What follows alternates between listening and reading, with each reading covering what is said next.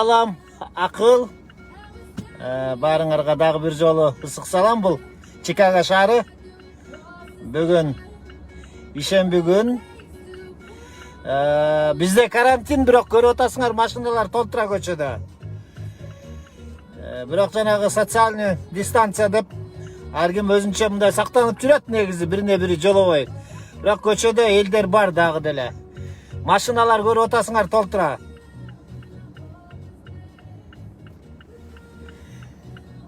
Биздин кыргыздар жашаган район көпчүлүк мурун ушул райондо жашачу.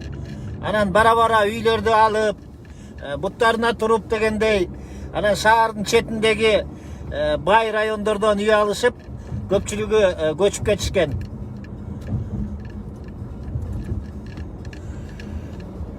Бул ушул жөнөкөй райондорго кирет. Бул жерде көбүнчө мигранттар жашайт. Ошон үчүн бул тегеректе жанагындай кымбат баалуу, мындай жакшы кийим, жакшы товар саткан магазиндер деле болбойт. Мындай арзан магазиндер болот. Ошон үчүн көпчүлүк нерселерди чет жакка барып алабыз. Азыр мен ошо чет жакка барып эмки жумага ылайыктап керектүү нерселерди алайын деп баратам. Жолдош, алейкум ассалам. Негизи быйыл эмнегедир жаз кечиккенсип атат. Же жыл деле ушундай беле, былтыркы деле эсимде жок, чынын айтайын. Бирок негедир апрелдин аягы жарымынан ооп калды дагы деле күн муздак. Бизде Европада дагы кишилер чыгып майга чейин ишке чыгасыңар дейт. Ооба, Европада эми Американын деле бардык эле штаттарында андай болгон жок. Мисалы, мына Айова деген штатта, биздин жаныбыздагы штатта бир дагы ушу ооруга чалдыккан адам катталбаптыр. Анан азыр ошондой маселе көтөрүп атышкан, билбейм эмне болот. Эмне үчүн баягы Нью-Йорк штатында ооругандар көп болсо, оору чыкпаган штаттар эмне үчүн жабык болуш керек депчи, анан билбейм кандай болуп атат. Негизинен мен көргөндөн көп эле штаттарда азыр карантин, кээ бир жерлеринде аябагандай жана тартипти сактап жүрүшкөндөр бар, кээ бир жеринде ээн жайкын эле жүргөндөр бар. Иши кылып адамзат баары эле окшойт, баары эле бирдей. Мына бу Чикаго шаарында деле мындай аябай эле сактанган деле мындай бир көрбөйсүң. Чочкансып бирөө маска кийип калат, бирөө колгап кийип калат, бирөө такыр эле эчтеке кийбейт, бирөө алдыңан чыга калса үркүп качып калат тетигинден ары. Анан ар бир адамдын негизи өзүнө байланыштуу болот окшойт. Бүгүн оорубай жүрсөк, ошол оору жукпачудай болуп өзүбүздү ошондой алып жүрөт окшойбуз да.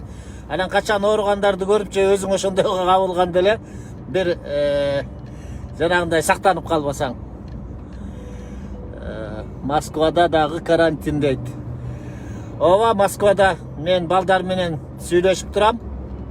Негизи ушу Россия жакта карантин болгону айрыкча биздин ошол жактагы мигранттарга аябай эле оор болуп атат азыр. Эми кээ бири жанагынтип аэропорттордо 15-20 күндөн жатышып, өкмөт алып келгенин алып келип, алып келбегендери ошол жакта калып атат. Эми азыр дүйнө жүзүндө абал ушундай болуп атат. Америкада деле менимче эч жактан эч кимди алып келип аткан жок болуш керек. Мына ушул мен бараткан жерде үстүнөн самолеттор учат да. Анткени аэропорт ушу мен бараткан тарапта болуп калат. Анан ушул жерден тынбай бир күндө бир билбейм бир 1000ге жакын самолет учуп келет болуш керек. Аябагандай чоң аэропортта. Мына карантин башталганы ушул транспортный эле самолеттор учпаса, мындай пассажирский самолеттордун деле учканын көрбөй калдык. Аз эле болуп калды. Ошон үчүн бардык эле жерде азыр күндө окшош болуп атат окшойт да. Салам алейкум Кылычбайке. Бекжан, алейкум ассалам. Караколдон дейт. Каракол Бекжан. Сиз менен Америкада жүргөндөй эле болуп жатам, рахмат. Зоопаркка жана сенаттардын кабинет чейин кыдырып чыктым. Ооба, бул эми негизи мен көбүнчө ошол видеолорду тартканда көргөзгөндө негизги максатым эми барган жерибиздин бир жакшы жактарын ошол көргөзүп, анан ошого биз дагы жеткенге, ошондой кылганга аракет кылсак деген максатта көргөзөм да. Анан балким кээ бири туура эмес түшүнүп алышы мүмкүн. Ошол жерде жүрүп мен бир мактанып аткандайчы, мен өзү негизинен эле жанагындай кайра бир байлар менен же звездалар менен сүрөткө түшүп өзүмдү көргөзгөндү көп жактыра бербейм. Анткени өзүң менен өзүң болушуң керек, алыңа жараша эле. Америкага жаңы барганыңызда деле болуп жатам. Так. Көрдүм эле видео азыр абдан эле көнүп калыпсыз да. Максат. Ооба, эми мындай да, чын айтайын, көнүп калганымдын бир жагы мындай. Эми бардык эле жерге келгенде адам өзүн мындай бир ыңгайсыз сезет. Анан кече эле Кыргызстанда жүрүп, мектептен же англисче окубасам, тамгасын тааныбасам, анан эле Америкага келип калсаң, тили башка, маданияты башка, салты башка, закондору башка, эли башка дегендей. Анан жаңы келгенде чынын айтайын, аябай эле кыйын болгон. Анан бара баягы адам деген бардык нерсеге башка салса көнөт да. Анан бара ошондуп көндүм. Баягы бардык эле негизи ар бир эле адам талаага чыкканда өзү менен өзү болот. Бардык жоопкерчилик өзүндө болот да. Айрыкча жанагы жаштар ушундай четке чыкканда бул чоң сыноо да жаштар үчүн. Мен го баягы калыптанып калган кишимин да. Көп нерсени башыман өткөргөн. Анан жаштар үчүн аябай эле чоң сыноо болот, себеби жаштар ошол өзүнүн жолун тандаш керек да, четте жүргөндө айрыкча. Анткени кечеки жанында жүргөн атасы эртең менен тура кой балам деп тамагын оозуна кармап турган апасы жок. Даяр тамак, даяр үй болбойт. Анан ошон үчүн четке чыкканда айрыкча ушу жаштар өздөрүн мындай бир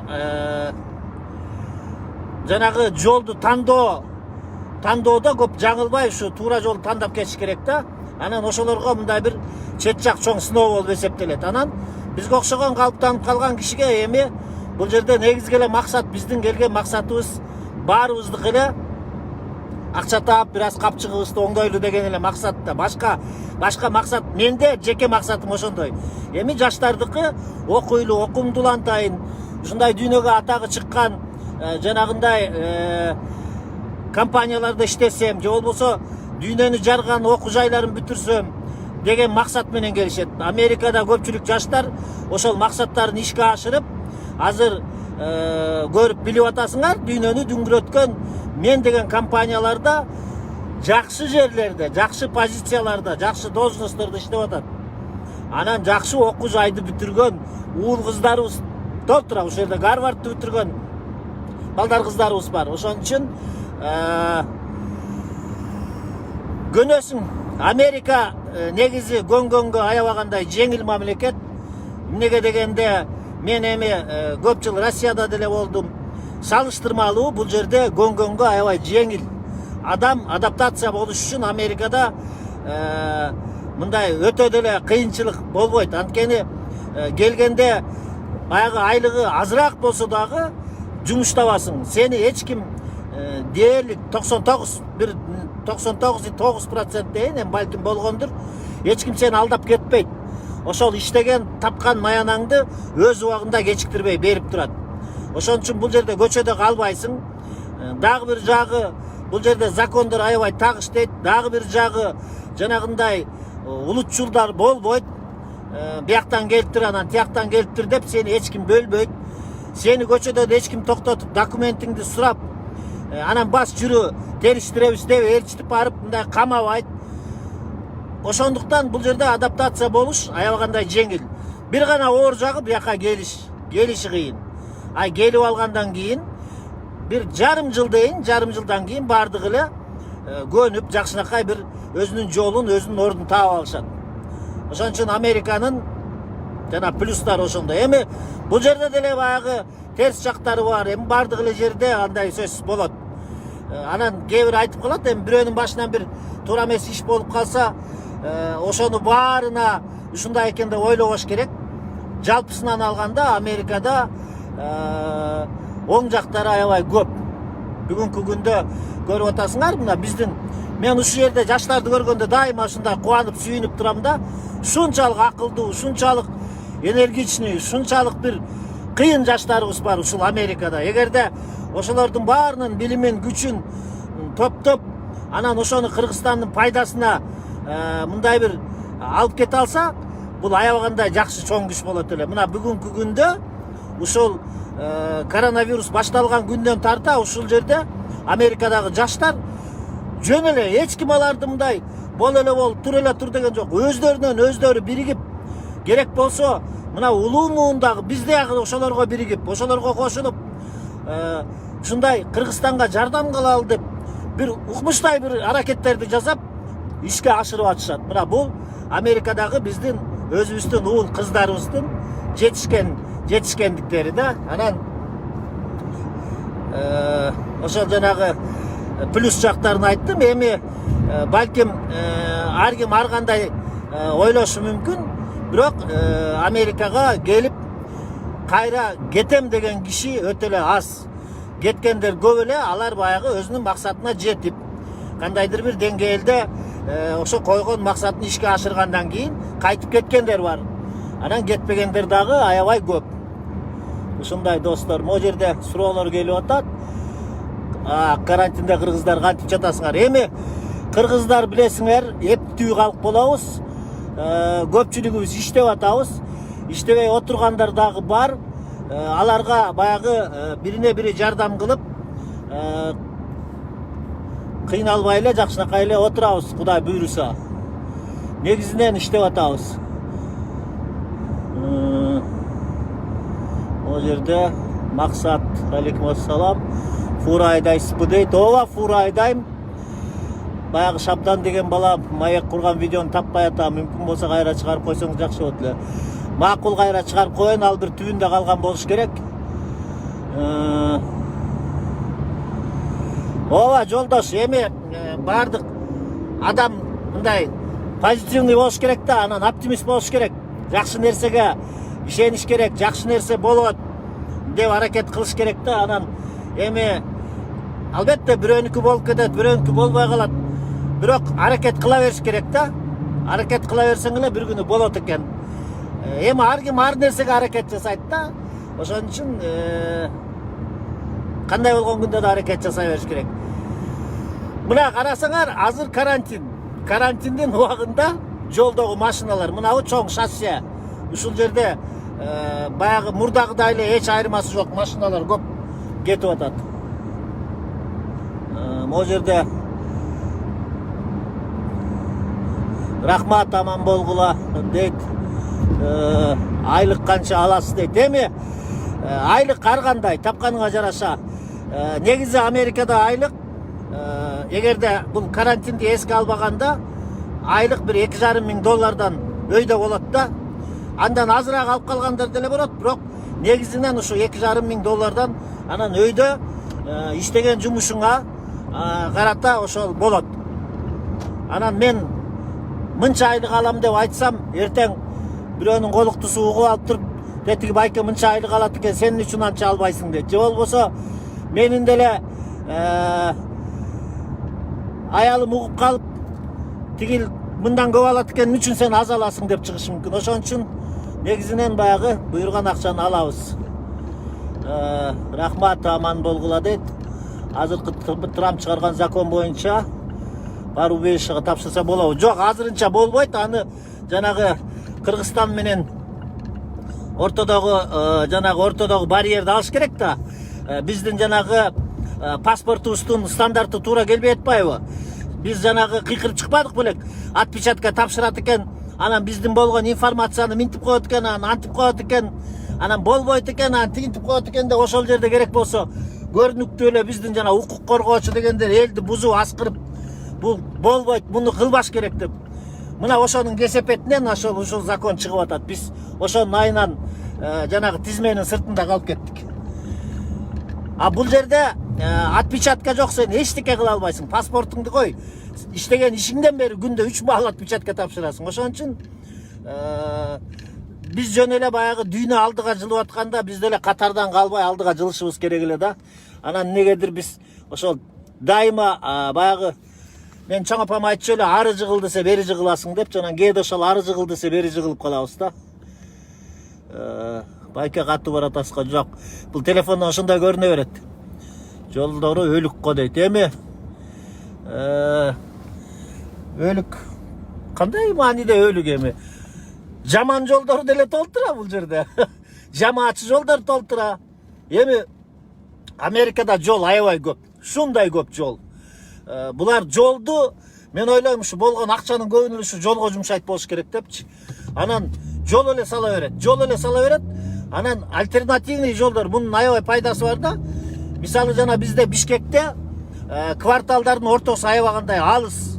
Ошон үчүн биз жанагы тыгындарды көп көрүп атпайбызбы? Америкада обходной жанагындай айланып өтө турган жолдор аябагандай көп. Ошон үчүн бул жерде жана көбүнчө кыйналбайсың да. Бул жол туура эмес болуп калса, жанында эле жол бар. Ал жакын эле. Мына көрүп атасыңар, кичинекей эле жерлерде жолдор, көчөлөрү өтө жакын бири-бирине. Ошон үчүн буларда жанагы көп пробка болбойт. Азыр кандай жол менен барсак болот дейт. Мен аны айта албайм, чын эле. Менен бул жерде көптөн бери жүргөнгө байланыштуу кандай жол бар экен билбейбиз. Мен келгениме 7 жыл болду мына. $2,500 зарплат болсо канчасы расходко кетет примерно. Эгерде жалгыз өзүң болсо, квартирага бир комната жалгыз жашайм десең, 500 сом төлөйсүң, $500. Ал эми бирөө менен болсо бир 300, 350, 250, 350 ар кандай болот да.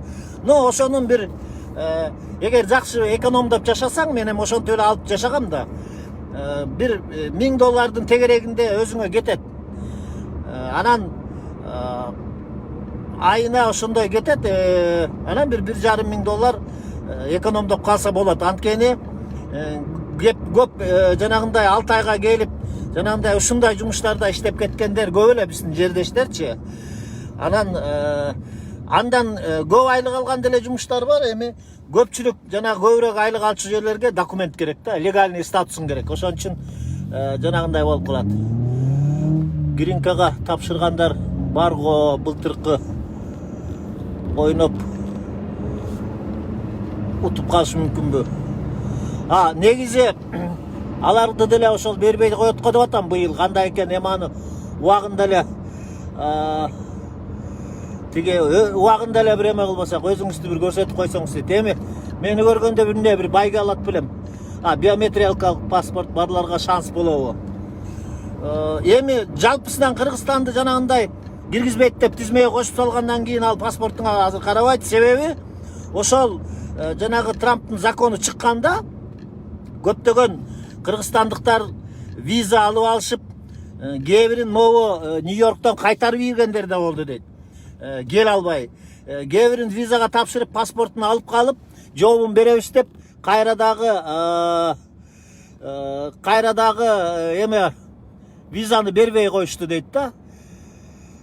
Марат Хоженасаров, рахмат, Марат. Извините, можете представиться, я только присоединилась.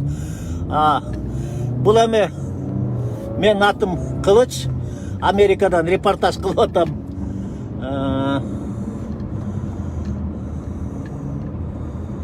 Как-то здесь плохо.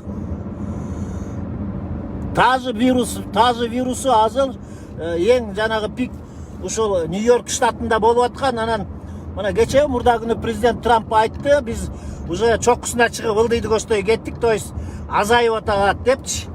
Анан эми булардын дагы толтура жагы вирусологдору, толтура жагы анализ жасаган врачтар көп да. Анан ошолор изилдеп чыгышса керек, азайып булар эми жана өлгөндөрдүн санынан азайтып анан улам баягы булар аябай массовый түрдө текшерип атат да. Ошон үчүн жанагы жугузгандардын саны көп болуп атат. Булар айтып атат Кытайда көп маалыматты жашырып койду депчи. А булар болсо баягы военный госпитальдарды алып, полевой госпитальдарды коюп эле, анан ошол жерлерден текшерип атышат да, жанагындай бир аз эле шектенген кишилер барып, температура болсо барып ошолор текшерүүдөн өтүп, анан ошол жерде анализдерин результаттарын алып атат да. Ошон үчүн буларда жана саны көп болуп кетти. Россия паспорт менен бара аламбы? Виза алсаң эле келе аласың, анткени Россиянын жанагы тизмеде жок ал. Англис тилин свободно билиш керекпи же сөзсүз эле тракта иштешин өтөдү эле. Эми мындайда англис тили, мен айтып атам го сөзүмдүн башында, мен мектепте англис тилин окуган эмесмин. Чындап келсе жана англисче тамгаларды дагы айтканды билчү эмесмин. Ошол Америкага келем дегенде Бишкекте бир 2 ай 3 ай курстарга барып жүрдүм. Анан ошол бойдон эле келдим. Бара бул жерге келгенде Америкада бир жакшы жери аябагандай сонун курстар бар. Англисче окуткан мектептер бар да, алар биздин жанагы университеттер сыяктуу эле болгон имараттарда жайгашкан. Эң башкысы бекер окутат. Бекер окутат, ошол жерден окуп көптөгөн эле тааныган мекендештер могу ортодон үзүлүп келип атат окшойт. Ошол англис тили боюнча ошо жана бекер мектептерде окутат. Анан ошо мен тааныган көптөгөн мекендештер бүгүнкү күндө аябай жакшы сүйлөшөт да, ошол мектептерде окуп 1 жыл, 2 жыл, 3 жылдан окугандар бар. Анткени бекер окуйт да. Айрыкча ошол кыз балдар аракетчил болот экен эркек балдарга караганда. Ошолордун көбү бүгүнкү күндө жакшы билишет. Тамак аш кымбатпы? Тамак аш Американын айлыгына салыштырмалуу андай деле кымбат эмес. Кудайга шүгүр, алган айлыгың жеген тамагыңа жетип, мындай чөнтөгүңө да бир аз экономдоп калсаң болот. Англис тилин билбей барса кандай болот? Эчтеке болбойт. Бул жерде англис тилин билбегендер толтурабыз, коркпа. Эң башкысы келип алыш керек, анан келгенден кийин кыла бересиң. Америкада төрөлгөн биздин балдарга ата энеси кыргыз жаран бала алды, гражданство, жөрөк пул береби? Жок, гражданствосы болсо, конечно, берет да. Азыр жанагы Трамптын жаңы закону боюнча бардык налог төлөгөн жарандарга, жаран эмес, ошол бардык Америкада жашагандарга ошол жана $1200 берилет деп атат да. Анан мен жеке өзүм алып элетмин, мен да налог төлөп элатам жылда. Балким ошо алып калат болушум керек, ошо алганда эле айтпасам. Рахмат, жеңиш. Эми Нурлан кантип жеңил багыш, азыр такыр Американын бардык элчиликтери жабылган. Ушул күндөрү эчтеке Американыкы иштебейт. Бардык жерлерде виза берүү токтолгон. Ошон үчүн азыр ушул убакта ал жөнүндө даже тема козгоп кереги жок деп атам. Себеби булар азыр ишке киришип, анан жанагындай бир өзүнүн нугуна түшкөнгө чейин дагы бир топ убакыт өтүп кетет. Негизи биз билбеген менен бул жерде деле чоң кризис болот окшойт. Эми баягы азырынча белгисиз. Жеңилирээк жолун айтып койсоң, сен жеңил жолдун мен ошо билбейм деп атпаймынбы? Бишкектен Америкага жумуш таап беребиз деген. Эми мен дайыма айтып келем. Бишкекке жатып алып Америкада жумуш таап бере албайт. Бул 100%. Эми мен ошол жерде 7 жылдан бери жүрөм. Ошондой иштерге мындай угуп жүрөм да, эми Америкадан иш табыш эмес, Америкага виза алыш керек. Анан виза ала албай туруп сага эч ким иш бербейт. Америкада, Кыргызстанда жатып алып сага эч ким мындай иш эме кылбайт да, мындай иш бербейт. Бул жерде по факту да сен бүгүн барасың, анан жумушка орношосуң. А сен бир айдан кийин келет элем, анан андай мындай деген түшүнүк жок буларда. Ошон үчүн ал жалган бүт баары, мен ишенбегиле деп айтат элем. Анан айрыкча жанагы эми виза тууралуу көпчүлүгү визага деп акча берип алдатып жиберип атат да. Эми визаны бир гана ошол жерде консул чечет. Эгерде консул кошунаң болуп, саламың түз болуп, кел мына мен виза берем десе, анда билбейм. Анан орто жолдо көпчүлүк убакта алдатып жибергендер көп болуп атат. Айрыкча Казакстан аркылуу алабыз, Россия аркылуу сага мындай жол менен алып берем деп акчаларын берип коюп кайтара албагандар дагы толтура. Мен муну көп эле угуп атам.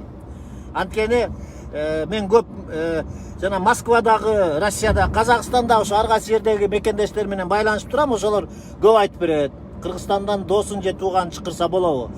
Эгерде легальный статус болсо чакырса болот, эч кандай эмеси жок. Рахмат, Манас жакшы. Көбүнчө кандай иштер барса. Иштеген Америкада толтура. Иштеген толтура. Бирок жанагы айтпадымбы, легальный документиң болсо, ошого жараша иштерди тапсаң болот да. Ошон үчүн жаңы келгенде мен айтып берейин, эч документиң жок болсо, жаңы келгенде мындай бир курулуш тармагында иштесең болот. Тилиң жок болсо, орусча сүйлөгөн компаниялар толтура, ошолор менен иштесең болот. Ал эми легальный статус болгондон кийин анда өзүңдүн мүмкүнчүлүгүңө жараша иштей бересиң. Азыр кайсыл жакка кетип бара жатасыз? Азыр жөн эле магазин кыдырып жүрөм. Грин карта менен канча убакыт жүрсө болот? Грин карта менен өмүр бою жүрсөң болот. Визаны кантип алабыз анда? Канча акча менен алса болот визаны? Билбейм аны. Канча акча менен? Жолдор биздикиндей эле го. Эми жолдор биздикиндей эле, эч айырмасы жок. Бизде деле жолду жалпак кылып салат. Анан бул Америкада деле ошондой эле салат. Бир гана өзгөчөлүгү бул жерде кээ бир жерлеринде кенен, жакшы, кээ бир жерлеринде биздикине окшоп өңкөй-дөңкөй. Байке техника качан көрөбүз? Негизи ошондой техникаларды мен дагы аябай кызыгам да. Кече келатып бир жолдун боюнда ушундай бир көп мен өткөн ошол тракторларды көргөзбөдүм беле, баягы эски тракторлар. Эми ошондой машиналарды тизип коюптур. Эми мындай карасам, баары жүргөн эле машиналарда, эми алар аябайдыр эски эмес, бирок мындай пайдаланса боло тургандай да. Негизи Американын техникасы аябагандай бышык болот, туугандар. Американын машиналары, тракторлары, көп техникалары аябай бышык болот да. Булар ушу көпкө чейин чыдамкай, мындай оңой менен бузулбайт. Анан ошондой болгон кээде ойлоп калам да, таң көрүп мүмкүнчүлүк болсо, ошол эми жаңысы болбосо дагы ошондой жүрүп турган, бир топ жыл кызмат кыла турган ушул айрыкча айыл чарба техникаларынан Кыргызстанга бир жөнөтө алсак жакшы эле болот эле да. Себеби мен өткөндө жанагы биздин аэропортто, Манас аэропортто баягы Гансиден калган топливо заправочный деп коет, жана самолетторду май куя турган 2 машина бар экен, ошолордон калган. Анан экөөнөн бирөөнү курап жүргүзүп аткан экен. Ошонун бир запчасы, бул машина 87-жылкы экен. Ошонун бир запчасын мен Америкада заводунан алып бердим. Андай деле кымбат эмес экен, салыштырмалуу. Ошол машина жүрүп бүгүнкү күндө кызмат кылып атат. Анан эгерде ошол Америкадан ошондой техникаларды алып барсак, мына 87-жылкы машинанын запчастары дагы деле чыгып, дагы деле сатылат да. Анан бизге зыяны деле болбойт экен деп ойлоп калдым да. Анан мындай жана айрыкча айыл чарба техникалар мени аябай кызыктырат да. Американын эли кандай, биздин элге салыштырмалуу кандай? Эми Американын эли негизи Америка мындай экен да. Америка өзү бир улуттан турбайт да, көп улуттуу мамлекет. Көп улуттан, мигранттардан куралган мамлекет. Анан буларды американец кылган бул Американын мыйзамдары, Американын закондору да. Ошол закон американец кылат экен булардычы. Анан жанагы Америкага мындай патриоттуулук менен мамиле кылганы ушул закондор улам бара-бара жүрүп, ошондой кылып тарбиялап, анан ошол бир Американын стандартына туура келген эл пайда болгон да. Анан негизинен американецтер закон менен гана жүргөн адамдар булар. Жалаң эле закон менен жүргөн. Булар бардык нерсени закондун негизинде кылышат. Жөн эле баягы бизде мындай да, бир жерге бир белги коюп, бир жерден өтпө десе, американец ал жерден өлтүрсөң да өтпөйт ал жерден. А биз болсо барабыз да, эмнеге өтпө деп жазып коюптур. Жүрчү ар жагын көрөлү. Эмнеге өтпөш керек экен деп сөз ар жагын көрөбүз да. Булар андай эмес. Ошон үчүн эли негизинен мындай айтканда жөнөкөй болот. Жанагынтип бай кедей менен ортодо ажырым деле жок. байлар кедейлерди же болбосо шылдыңдап же болбосо бир мындай жийиркенип айланып өтүп андай мамиле жок. Баары эле аралашып жүрө берет. Себеби жана иштеген жерде карасаңар, даже ошол жана ушул Facebooktун кожоюну Цукерберг деле ошол жердеги эле өзүнүн кызматкерлери менен бир эле жерде отуруп мындай иштеп атпайбы. Биринчи барганда ден соолук аба ылгабайбы дейт. Абаны ар кимдики ар кандай болсо керек, меники ылгамак турсун жакшы эле болгон. Себеби высокогорье жок бул жерде. Англисче бир-эки ооз сөз сүйлөп койчу дейт. Эми бир-эки ооз сүйлөгөндө жаттап алган сөздөрүм толтура эле, бир-эки эмес көп эле сүйлөп берем. Андан менин акыл эмен билинбейт болуш керек деңгээлим. Сиз бирот эле каласызбы? Анан Америкада кийин келесизби? Мен эми келем деген эле оюм бар, Кудай сактасын, калбайм. Менин да бир койгон максаттарым бар, анан ошолорумду бир аз ишке ашырып алсам, анан Кыргызстанга барам. Сиз ошого бияктан салсак, тияктан тозуп алып сатканга, мени сатканга азыр негизи Кыргызстандын ошол могу жерге кирип бир аз маектешейинчи. Анткени жолдон көп нерсени окуй албай калып атам да. Мына могу жерде бир дария бар экен. Дариянын фонунда. Негизи саткан боюнча Кыргызстандан мен өткөндө көргөзгөм, Жолдош деген бала Кыргызстандан өрүк жанагындай ал эмес, мына кече жакында сатып алдым. Бизден өскөн жана тыт, кадимки эле тыт бар го, тыт багында өскөн. Ошо тытты кургатып сатып атат ушерде. Аябай жакшы өтөт экен. Аны мен бирөөлөрдөн угуп калып анан барып алдым. Ошо силердин Кыргызстандан экен, аябай жакшы нерсе экен деп барып анан кургатылган тыт экен. Анан ошол эгер бир нерсе боюнча болсо, мен ошо Жолдоштун телефонун деле бере алам мындай. Же болсо мен могу баракчаман карасаңар табасыңар Жолдош жөнүндө. Погода биздей эле го, погода биздей эле. Кенен экен жолдору. Каймак, айран, май, сүт деген продукция биякта жок. Салып ал айран, сүттөрдү билбейт экен. Анткени мага Жолдош айтканда, Америкага алып келип сатыш үчүн ошол саткан продукция жок дегенде 6 ай 7 ай турат. Анткени жолдо келгенче 2 ай 3 айга жакын келет экен. Анан буякта келип дагы ар кандай инспекциялардан өтөт экен. Ишыгылып бул жанагы жолдор аябай татаал экен да. Анан ошонун баарынан бузулбай чыгып, анан жана магазинге жеткиче ошо көп убакытты талап кылат экен да. Бүгүнкү күндө ошол Жолдош көптөгөн чоң ушул жердеги супермаркеттер менен иш кылып атат. Ошол бал биздин, жанагы биздин Баткендин өрүктөрү, нарын ат башынын балы, анан жанагы тыт, ушундайлар турат азыр. Студент кыргыздар барбы? Студент кыргыздар толтура, окууну бүтүрсө жумуш тапканга мүмкүнчүлүк барбы? Мүмкүнчүлүк бар экен, таап иштеп аткандар толтура. Студенттер да аябай көп. Сами как попали в Америку, через визу или грин карт? Жок, через визу. Кыргызча ответ айта бериңиз дейт.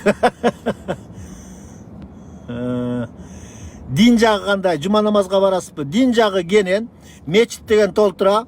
Жума намаз дегенге эч ким тоскоолдук кылбайт, бирок азыр ушул тапта жума намазды болтурбай койгон, себеби баарыңар билесиңер. Азыр сиздерде саат канча болду? Биздерде саат деген азыр 2 болуп калды. Ой, каякта 2 болуп калды? 1 болуп калды. Азыр шаарында азыр мен Чикагонун четинде жүрөм. Стройка тармактагылар канча айлык алат билесизби? Стройка тармактагылар жумасына мен ошо стройкада иштеп жүргөндө 800-900 алчумун. Сухофрукты жакшы кетет окшойт. Ооба, сухофрукт жакшы кетет. Тракты ошол жактан үйрөнүп, ооба, тракты ушул жерден үйрөнүп, окуп, анан ушул жерден правага тапшырып, 5 жолу кулап, 5 ай дегенде араң алганмын. Ошон үчүн бул тракты айдаганым дагы мен үчүн өзүнчө эле бир кыйын болгон. Салам брат, Шадиевден кабар жокпу? Кабар жок болгондо айтып коемун. Мал бакса кандай болот экен? Ушул мал чарбачылыгы боюнча мен да кээде ойлонуп калам, себеби эми канткен менен кыргызбыз да, биз малга жакынбыз. Мен азыр жана чыгарып койдум, Монтана деген штат, Вайоминг деген штат.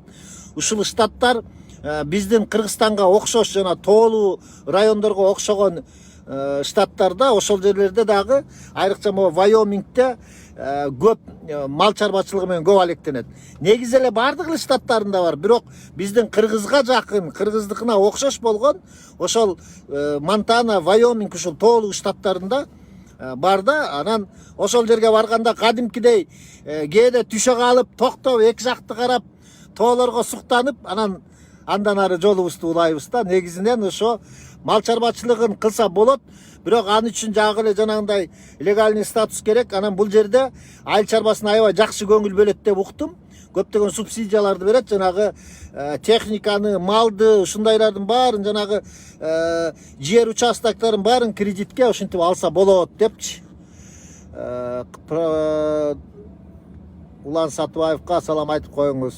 Улан Сатыбайга салам айтып коёмун. Улан деген биздин Кыргыздын ушул жерде мен деген чыгаан жигити, кыйын художник, күчтүү.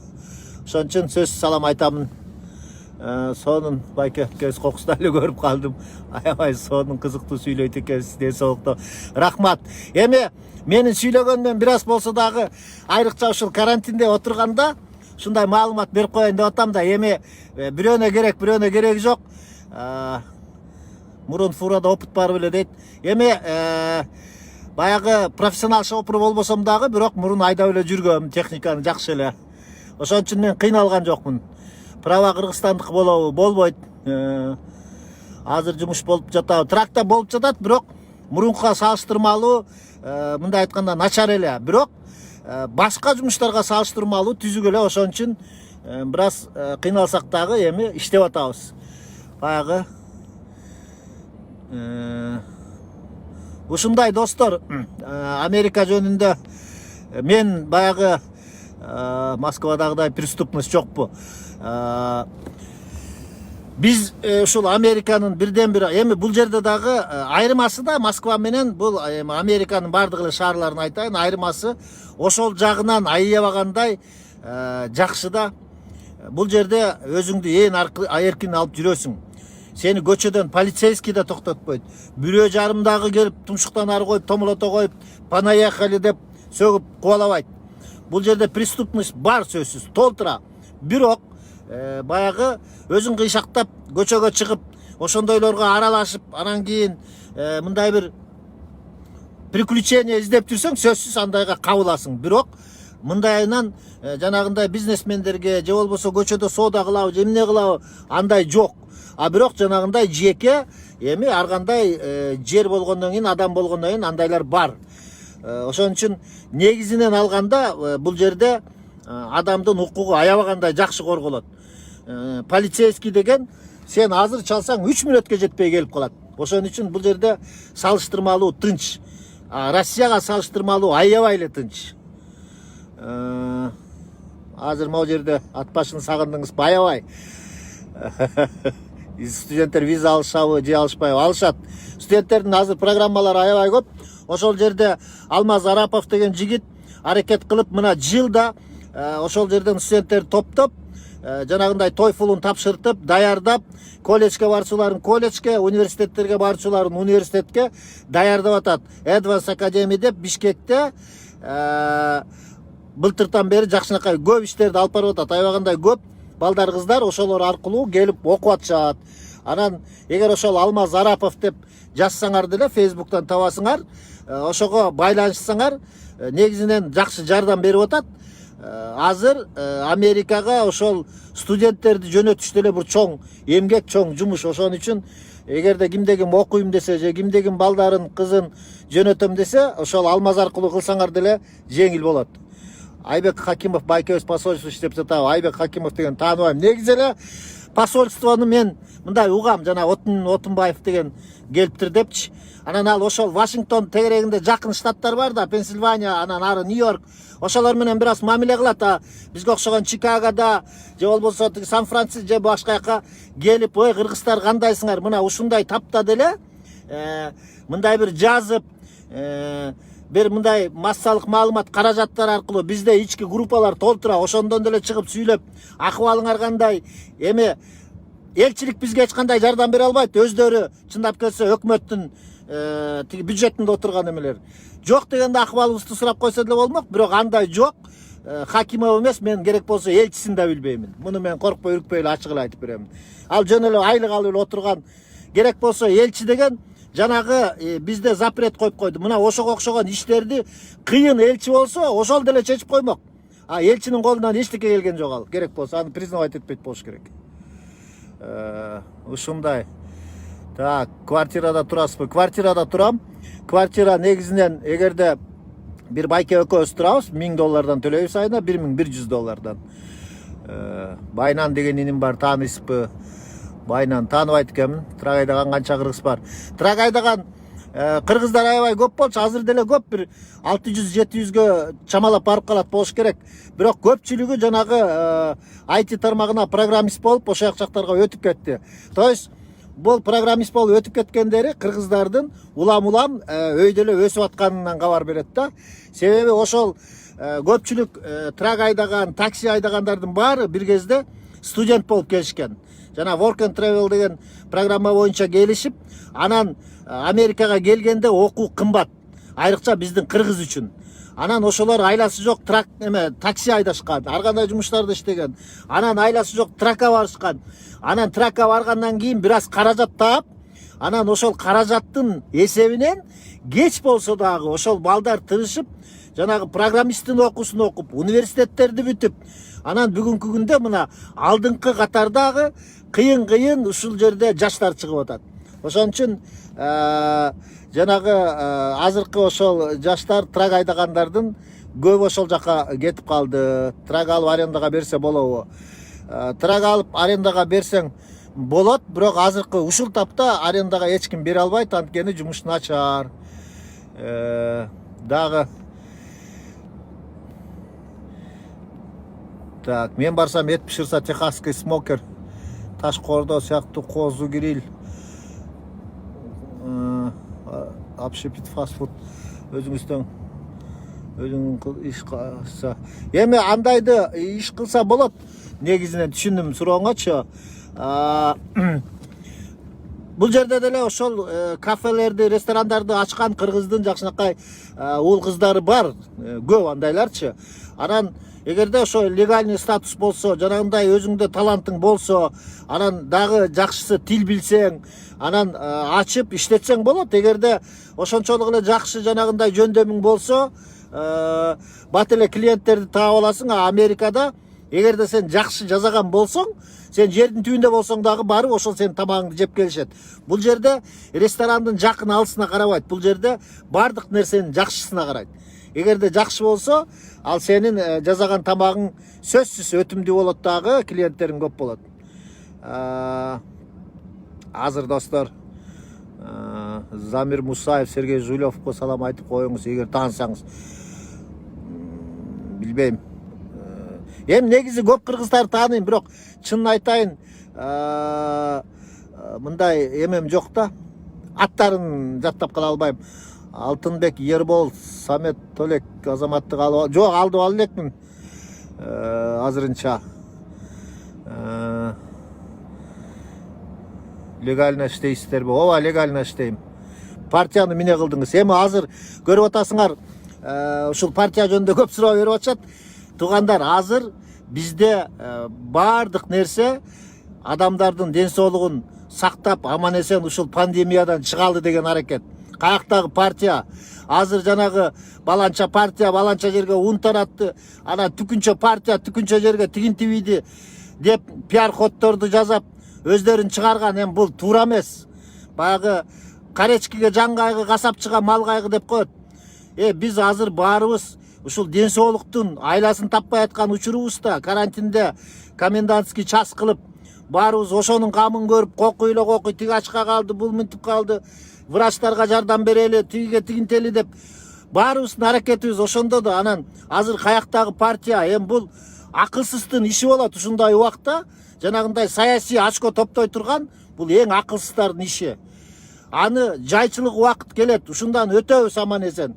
Анан ошондо кыла бер партияңды, болгон аракетиңди, болгон жана пиар ходдоруңду. Бирок бүгүнкү күнү бир жерге барып 5 мүшө унду таратып анан кол чаап койгула деп колду чаптырып, анан кайра видеодон жогорку кеңештин депутаты, анан элдин уулу, анан балан төлөн, анан бу жерге муну берди, анан тигини берди. Эми жөнөкөй адамдар андан көп берип атат бүгүнкү күндө. Жөнөкөй эле жүргөн адамдар, кокуй кошунам, кокуй кыргыз ач калбасын. Мен мына бүгүн таш көмүрлүк бир апаны көрдүм.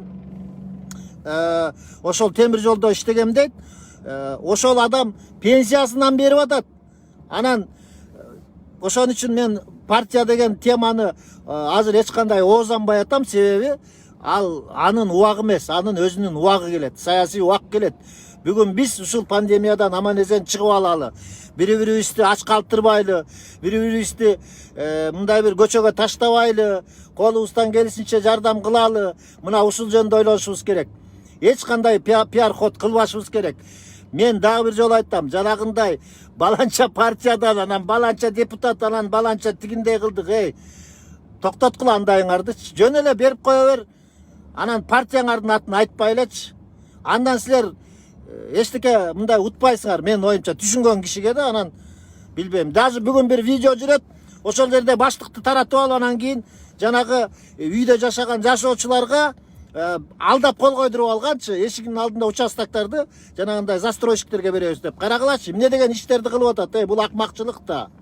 Ошон үчүн туугандар, партия деген азыр эч кандай аракет жок. Буйруган убакта өзүнүн убагы келгенде чыгып калышы мүмкүн.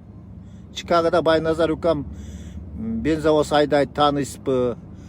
Жалал Абад базар кургон таанышым мүмкүн. Саламатсызбы, нарындан ысык салам. Рахмат, Нази. Батирлер ар кандай, бир комнат батирлер $1000 өйдө. Кылыч Куда, рахмат Рай. Мен атбашылыкмын. Рахмат, жердеш экенбиз. Эгер кокус трак менен ДТП болуп калса эмне болот? Трак менен ДТП болуп калса, эгер жүк менен баратып ДТП болуп калса, атайы ошонун өзүнүн страховкасы болот. Жума сайын акча төлөйсүң. А эгерде жүгүң жок, бош кетип баратсаң, анда ошол трагыңдын страховкасы болот, ошол аркылуу бүтүрөсүң. Ошон үчүн ага көп деле кыйналбайсың да. Бирок кийин баягы башка бир жумушка кирем десең, страховкаң кымбаттап кетет, себеби сен авария кылган экенсиң деп. Атбашылыктардан салам алып коюңуз, ишиңизге ийгилик. Рахмат, Кубанычбек, чоң рахмат. Фуранын айлыгы канча болот? Фуранын айлыгы бирде жакшы, бирде бакшы, ар кандай болот. Тапканыңа жараша. Студент болуп иштегенге мүмкүнчүлүк беришет. Студент эмес, керек болсо мектепте окуган окуучулар, мына ошол жерде мен бир кыргыздын баласы бар, мектепте окуйт, Макдональдста иштеп, мына былтыр каникулда өзүнө керектүү, окуу жайына керектүү болгон курал жарагын бүт өзү алып алды. Так что эч кандай башоору жок. Баягы жарым ставка, пол ставканан полный ставка деп коет го, бизде ошондой болуп иштей беришет. Эгер барып калсам, парикмахерде иштесем, айлыгы жакшы эле болобу? Ошону айта албайм. Негизи иштеген балдар бар болчу парикмахерскийде, бирок кетип калышты. Баары эле трака кеткен трака, жана программист болуп кеткен андай болуп. Ошон үчүн бул жерде конкуренция аябай чоң да. Кыргыз беларустарга тыюу салган жок Замир. Алар ошол өз убагында жанагыны оңдоп ийишип, анан алар бул тизмеге илинбей калды. Ошон үчүн биз эле болуп калдык жана Африканын өлкөлөрү менен. Ома ошол жакта жүрөбү, көрө элекмин. Өтө кызыктуу маек кылат экенсиз, Байке, рахмат. Рахмат силерге дагы. Эми баягы суроолорго эле эң туура пиар болуп жатат. Эмнени пиар? Эч кандай пиар жок. Мен пиарлай турган депутат эмесмин, же бир болсо звезда эмесмин. Трек деген бар экен, арендага канча экен билесизби, Байке, жооңсоң? Билбейт экен муну, эми сенин сурооңо. Ишиңизге рахмат. КамАЗ айдагандардын айлыгы канча, Байке? Айлыгы жакшы эле, мындай айтканда жакшы эле да. Кандай десем, эми средний айтып берейинчи силерге. Трак айдаганда, эгерде сен шофер болуп иштесең, бирөөнүн машинасын айдасаң, жөн эле шофер болуп иштесең, жумасына, айына алсам, бир $6000 тегерегинде аласың, 6000-7000. Эгерде арендага алсаң деле ошондой эле да. А эгерде өзүңдүкү болсо, андан өйдөрөөк аласың. Бирок жумушка жараша болот, достор. Ошон үчүн мынча деп туруп айта албайсың. коронавирустун саясатка тийишеси барбы же кээ бир аты башка. Эми мындайда мен ошол лабораторияда болуп анан могу жерден чыгып кет деп көрбөсөм айта албайм да. Анан ушул саясатчылар айтып атпайбы дагы бир ушундай жерден дагы бир политический очко алгысы келет да. Дүйнө жүзү ооруп атат да. Эми бул кандай саясат? Америка баары эле Америкадан же Кытайдан көрөт же Россиядан. Ушу дүйнөдө азыр ушул 3 мамлекет да. Анан бул жөн эле саясат, бул болбогон нерсе. Анда биздин жана ооруп аткан ошол жерде анализдери чыккандар жалганбы? Жана ооруп аткан врачтардын ооруганы жалганбы саясат болсо? Эмне эгер Кыргызстандын деңгээлинде алсак эмне Сооронбай Жээнбеков менен тиги ким эле премьер-министр ойлоп тапкан оюмбу бул?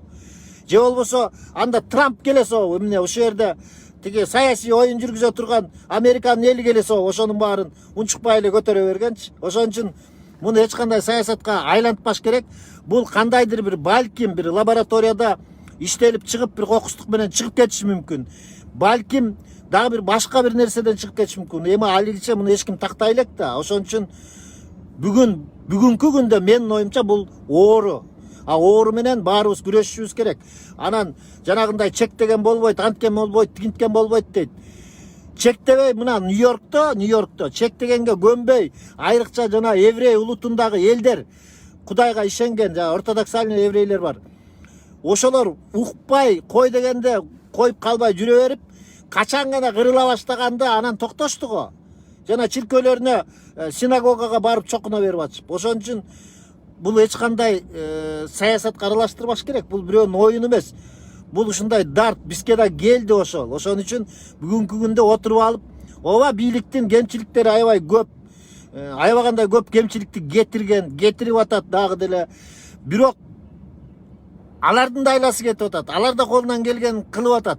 Баарыбыз көрүп атабыз. Анан биз 30 жылда биздин өзүбүздүн психологиябыз бузулуп калган.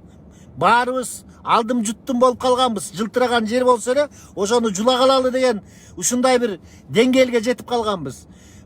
Гум жардам каякта дейбиз. Гум жардам жетпей атат дейбиз. Мына Америкадагы жаштар баары чогулуп, акча жөнөтүп, жанагындай жардамдарды кылып атат. Ошонун да кээ бири жок болуп кеткен учурлар да болуп атат да. Барган жерден жок болуп кетип атат. Мына анан бир эле бийлик башында эмес, катардагы кызматкер, катардагы жумушчулардан бери алдым жуттум болуп калганбыз да. Баарыбыз эле өзүбүз алсак экен, өзүбүз байысак экен, меники эле болсо экен деген деңгээлде болуп калганбыз да. Анан ошон үчүн саясатташтырбай, андан көрө ушул тапта биримдиктүү болуп, ошол врачтардын айтканын угуп, бүгүнкү күндө врачтын айтканы закон болуш керек. Ошол врачтардын айтканын дегендей айткандай аткарышыбыз керек. Бийлик дагы ошол врачтардын сөзүн угуш керек бүгүнкү күндө. Анан эми баягы элибизге жараша бийлигибиз бар экен, эмне кыл дейсиңер аны? Өзүбүз тандап алганбыз. Өзүбүздүн жанагы мындай айтканда сатып алган бийлигибиз дейбизби же кандай жалдап алган, иш кылып кандай болгондо ошондой бийлигибиз бар. Бирок бүгүнкү күндө биз биримдиктүү болуп, ынтымакта болуп, бири-бирибизди жөн эле сөздөр менен жей бербей, анан бири-бирибиз баягы билип билбей сүйлөй бербей, андан көрө ушул врачтардын айтканын угуп, дегенин кылып, ушул бир аламаттан чыгып кеткенге аракет кылышыбыз керек. Бишкектен кимге кайрылса болот? Эмне боюнча жанагы акыл. Ооба, акыл, туура кыласың, аракет кыл. Келсең мага сөз келгин. Рахмат. Германиядан Бейшен. Бейшен, рахмат. Нан жаап иштесе болот. Эмне болбойт? Болот нан жаап иштесе. Толтура, андайлар толтура. Ишиңизге ийгилик дейт. Жардам берип кетирет деген атын кайра айтып койбойсузбу? Алмаз Арапов. Нурзат, Алмаз Арапов деген биздин жакшы, өзү Германияда турат, Гамбург шаарында. Гамбургда беле же. Чыгып Германияда турат. Анан ушул тапта каякта экенин билбейм. Бирок Advance Academy деп ошол Бишкекте ачкан, жакшы ошол иштерди кылып атат. Автобустун айдаган водительдин айлыгы канча байка билбейм, аны чын эле айтайын, билбейм. Себеби кыргыздардан автобус айдаган эч ким жок. Демек айлыгы анча деле көп эмес болуш керек. Биз кыргыздар көбүнчө айлыгы жакшыраак жерге барганга аракет кылабыз. Жумуш толтура, жумуш барбы дейт Алмаз Болотов. Бар, жумуш толтура. Талас Көкүлов, алейкум ассалам. Виза аштыруу жөнүндө айттым. Коронавирустун зыяны тийген жок фура айдагандарга. Эми азырынча белгисиз, негизи фура айдагандарга аябай жолдорго жазып рахматын айтып, Американын эли ыраазычылык билдирип атат. Себеби бүгүнкү күндө ушул фура айдагандар Американы багып жатат десек да болот да. Правага кайсы категория керек болот? Талант правага бул жерде атайын окуйсуң, анан ошол жерден эме деп коет, commercial driver license деп бул жерде жанагы чоң жүк ташуучу машиналерди булар коммерциялык машиналар деп айтат да. Анан ошого атай CDL деген категориядагы права аласың. Америкада да Кыргызстандан качып кеткен Аскар Шадиев деген саясатчы бар жүр. Мен аны билбейм. 200 фура ал бар енді. Ал жөнүндө чын айтайын укпаптырмын. Эгерде уккан болсом, анда айтат элем. Российский паспорт менен барса болот. Виза алыш эң башкысы. Сонун так жакшы жооп бердиңиз Айнура. Бизде укпай келе солар эске чыгып. Дагы бир жолу айтам, айланайын туугандар.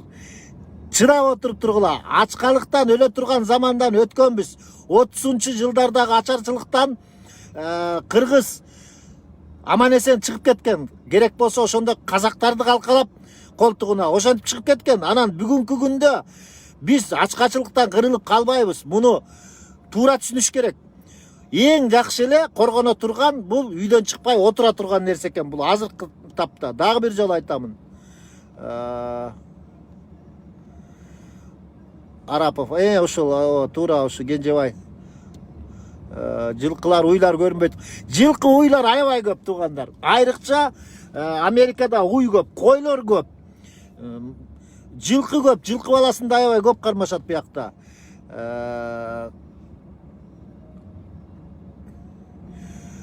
Виза. Визанын кандай алышты? Мен виза жөнүндө айтпадымбы? Мен баягы жолдорун билбейм. Эми алыш жанагы эле биздин элчиликте ошонун сайтына кирип, анан ошол жерден анкеталарды толтуруп, анан кирсе болот да. Анан билгендер көп эле аны толтура турган. Эң жакшы баян кылат экенсиз. Рахмат. Мексика бар. Мексика ойлонбой эле койсоңор болот. Аякты полный жапты. Аяк анткени Мексикадан келгендерди азыр Мексикага барып полицейский убежище сура деп кайра кубалап атат. Бүттү, аяк жок, жабык. Аба ырайы кандай экен? Көнүп кеттиңизби? Аба ырайы ар кандай. Мына могу биздин турган жер Бишкек сыяктуу жер. Бишкек сыяктуу жайкысын аябай ысып кетет. Кышында өтө суук эмес. Кээде кышында карасаң обжоктонуп жамгыр жаап калат ушундай. Анан түштүк жагы мисалы Флорида, тетиги Луизиана деген, же болсо Аризона, ошол штаттар ысык аябагандай. Мынау чыгыш жагы менен батыш жагы жаанчыл болот. Анткени океанга жакын. Ошон үчүн аба ырайын бул жерде туруктуу аба ырайын айтыш кыйын. Мына бизден биякта Небраска деген штат бар. Аяк жак кургак. Бул жерде кургак дагы көп. Медицинский страховка барбы дейт. Медицинский страховка мен бир жыл алгам, андан кийин отказ бергем, себеби сатып алышың керек. Жашың өткөн сайын медстраховка аябай кымбат боло берет. Мисалы менин возрастымда айына 560 сомго чыгып келген. Ошон үчүн быйыл мен алгым келген жок. Ушундай туугандар, жантан бери жакшы маек болду. Эми мен барчу жериме барайын, убакытта бир топ болду. Бүгүн бизге баягы дем алыш болуп, мен ортодо жүгүмдү жеткирип баратып эле бул жерге токтоп калдым. Эртең Кудай буйруса Батыш Вирджиния деген штатка барамын. Аяктындагы жанагындай климаттык шарты бияка салыштырмалуу башка. Анан жери да кооз болот аяк жак. Ошол жака барганда да Кудай буйруса бир жакшы жер тапсам, көргөзө турган мындай бир сөз кыла турган жер болсо, ошол жерге токтоп дагы бир силер менен маектешкенге аракет кылам. Анан баарыңыздарга эң башкысы баарыңыздарга ден соолук каалаймын. Бүгүнкү күндө баягы эки колдун кадырын жорuganda билерсиң, ден соолуктун кадырын ооруганда билерсиң дейт кыргызда. Биз бүгүнкү күнү медиктер менен анан ден соолуктун кадырын билип атабыз. Мына бүгүнкү күндө ушул медицина кызматкерлери менен анан ден соолуктун кадыры баарыбыздын ушу баягы көксөгөн эңсеген нерсебиз болуп турат. Ошон үчүн баарыңарга ден соолук каалаймын. Дагы бир жолу айтам, үйдөн чыкпай чыдап тургула, аракет кылып бири-бирибизге жардам кылалы, жардам колубузду сунуп туралы. Анан бардыгы жакшы болот.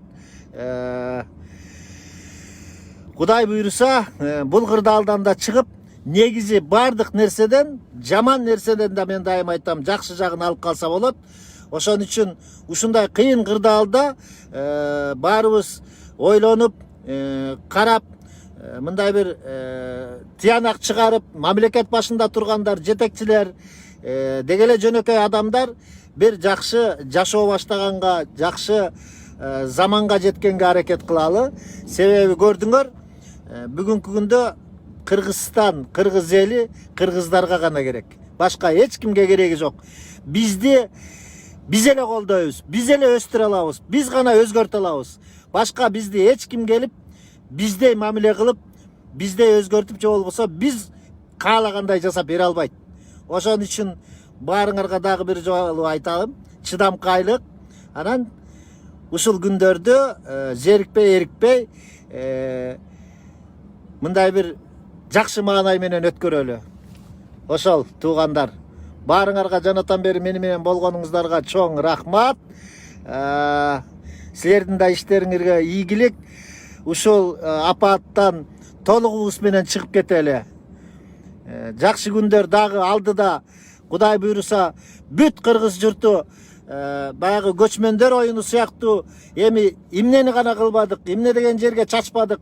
Дагы бир ушул апаттан чыгып кетсек, бир жакшы той кылып, бири-бирибизди жакшылап, бир кучактап, бири-бирибизди сыйлап, бир ушундай бир эл экенибиз, бир журт экенибизди белгилеп, бир жакшы чоң бир той берсек, аябай эле жакшы болот. Бар болуңуздар, баарыңыздар аман эсен, жакшылыктарды каалайм баарыңыздарга.